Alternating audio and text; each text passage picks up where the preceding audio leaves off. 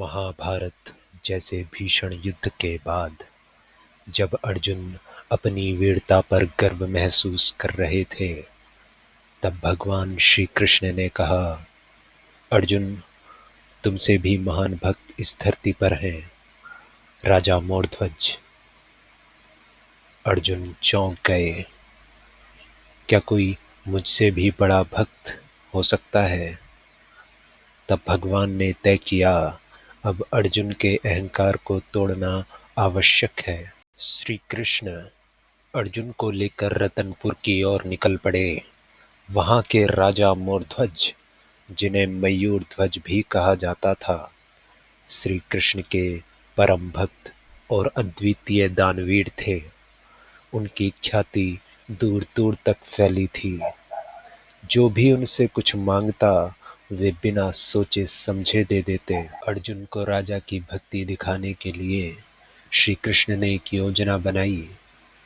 श्री कृष्ण और अर्जुन दोनों ने साधुओं का रूप धारण किया, और जबकि यमराज शेर का रूप लेकर उनके साथ हो गए, दोनों राजा मोरध्वज के महल पहुंचे और दरबार में प्रवेश किया।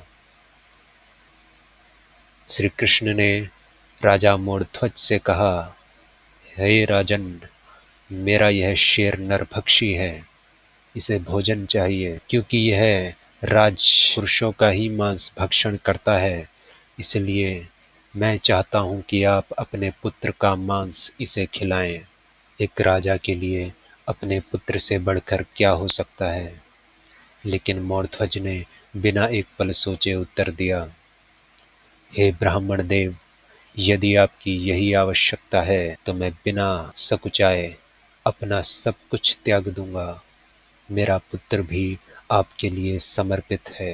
राजा और रानी ने अपने पुत्र ताम्रध्वज को भरी सभा के बीच बैठाया और उसके शरीर को दो हिस्सों में काटने लगे।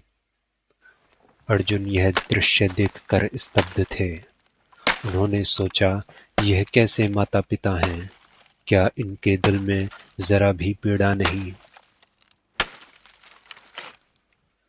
जैसे ही पुत्र का आधा शरीर काटा गया, कृष्ण मुस्कुराए। वे अपने असली स्वरूप में प्रकट हुए और बोले, राजा मोरध्वज, तुम्हारी भक्ति अद्वितीय है। मैं तुम्हारी परीक्षा ले रहा था। तुम्हारी इसी निष्ठा से मैं प्रसन्न हूँ।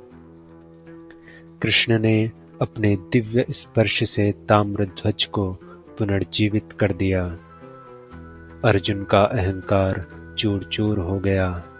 अब उन्हें समझ आया कि सच्ची भक्ति क्या होती है।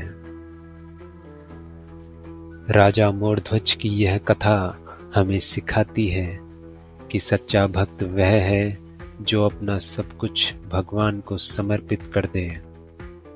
दान, वीरता, भक्ति और त्याग, यही सच्चे धर्म के प्रतीक हैं।